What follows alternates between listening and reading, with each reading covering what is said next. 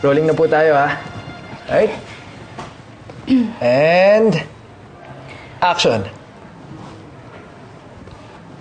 17 taong kami hindi nagkasama ng anak ko. Marami nagsasabi, hindi na raw kami magkikita. May mga nagsasabi rin na baka patay na siya. Minsan naiisip ko na baka nga wala na siya. Minsan nawawalan na rin ako ng pag-asa. Pero ganun pa man, hindi ko po magawang talikuran ang paghahanap sa anak ko. Dahil alam ko na buhay pa siya. Hindi ko po maipaliwanag kung bakit, pero alam ko, dito po sa puso ko, alam ko buhay pa siya. Kasi diba, gano'n naman po tayong mga ina. Hindi ka maniniwala na patay na ang anak mo. Hanggat na hindi nakikita ng sarili mong mga mata na patay na nga siya. Alam ko nandiyan lang si Mikmik. Na naghihintay din na makita ko siya. Kaya sana po tulungan ninyo ako makita ang anak ko. Siya lang po yung dahilan kung bakit ginusto ko pang mabuhay.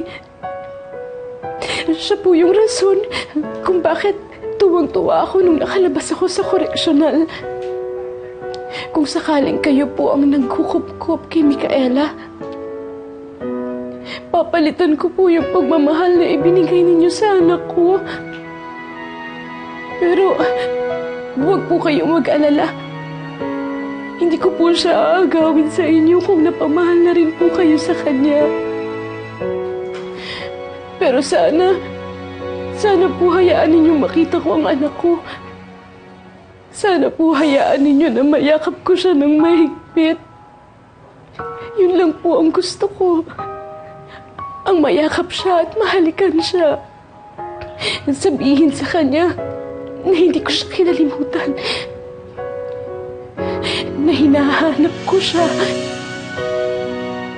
Na hindi ko siya pinamigay. At kahit magkalayo kami, minamahal ko siya. At patuloy ko po siyang mamahalin hanggat nabubuhay ako.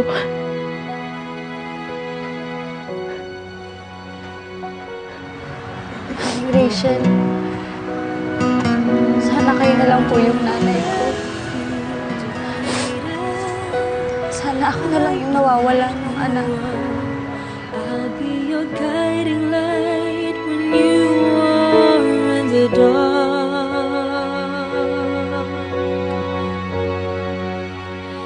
If you believe.